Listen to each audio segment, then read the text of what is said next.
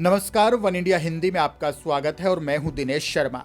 UP में चौथे चरण में जिन सीटों पर वोटिंग होगी उनमें उन्नाव सीट भी शामिल है। यह 23 फरवरी को वोट डाले जाएंगे। इस विधानसभा सीट को उत्तर प्रदेश की सियासत में काफी अहम माना जाता है।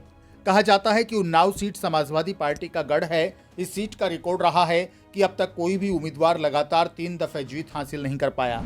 इस बार यहां सपा के डॉक्टर अभिनव कुमार, बीजेपी के पंकज गुप्ता, बीएसपी के देवेंद्र सिंह, कांग्रेस की आशा सिंह के बीच मुकाबला है।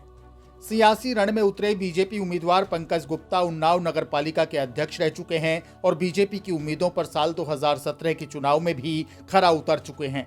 ऐसे में बीजेपी ने इन पर इस बार भी दांव लगाया है। सपा के अभिनव कुमार कई दशकों से सपा से जुड़े हुए हैं। इनके दादा सपा से यूपी सरकार में मंत्री रह चुके हैं। उनके पिता दीपक कुमार उन्नाव सीट से सांसद और विधायक रह चुके हैं। कई सालों तक इस सीट पर उनके परिवार का कब्जा रहा है, जबकि बीएसपी उम्मीदवार देवेंद्र सिंह पहली बार चुनाव लड़ रहे हैं। लेकिन उनकी क्षेत्र में क्षत्रिय और एससी वोटर्स के बीच अच्छी पकड़ मानी जाती है। वहीं कांग्रेस उम्मीदवार आशा सिंह बहुचर्चित रेप कांड की पीड़िता की मां हैं। उन्नाव विधानसभा सीट पर पहली बार कांग्रेस के लीलाधर ने जीत का परचम लहराया था। 1957 के विधानसभा चुनाव में पीएससी से चौधरी खजान सिंह विधायक चुने गए थे। इसके अलावा साल 1962 और 1967 में कांग्रेस के जियाउर रहमान अंसारी इस सीट पर जीत का परचम लहराते हुए विधायक चुने गए थे।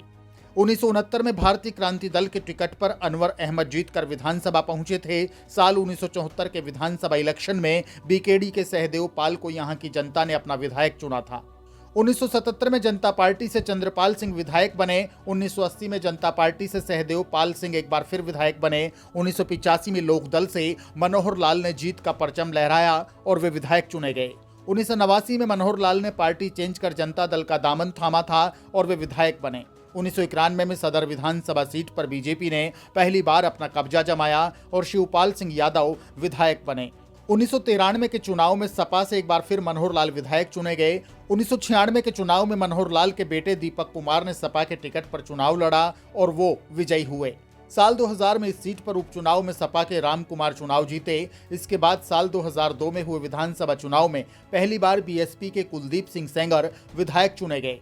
इसके बाद 2007 में और 2012 में सपा के दीपक कुमार ने जीत का परचम लहराया। दीपक कुमार के निधन के बाद इस सीट पर हुए उपचुनाव में बीजेपी के पंकज गुप्ता विधायक चुने गए।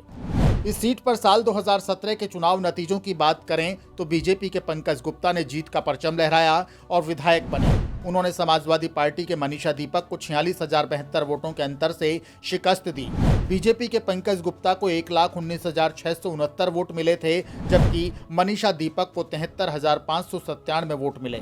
बीएसपी के पंकज त्रिपाठी 26,739 वोट लेकर तीसरे नंबर पर रहे थे। कुल वोट प्रतिशत 51.70 रहा था। उन्नाव विधानसभा क्षेत्र में कुल वोटर 3,81,370 हैं। इनमें पुरुष वोटर 2,09,832 और महिला वोटर 1,70,920 हैं, जबकि थर्ड जेंडर वोटर्स की संख्या 21 है।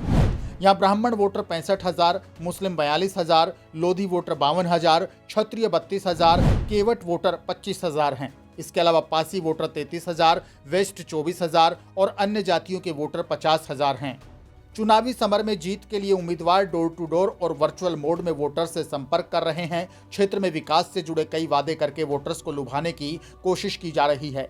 इस सीट से बीजेपी विधायक और इस बार पार्टी के उम्मीदवार पंकज गुप्ता का दावा है कि उनके कार्यकाल में जमकर विकास के काम हुए हैं। ऐसे में यहाँ की जनता एक बार फिर से उनको ही जिताकर विधानसभा में भेजेगी।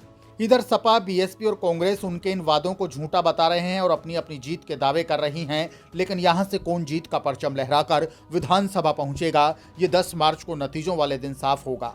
इस खबर में फिलहाल के लिए इतना ही। ताजा अपडेट्स के लिए आप बने रहिए वन इंडिया हिंदी के साथ।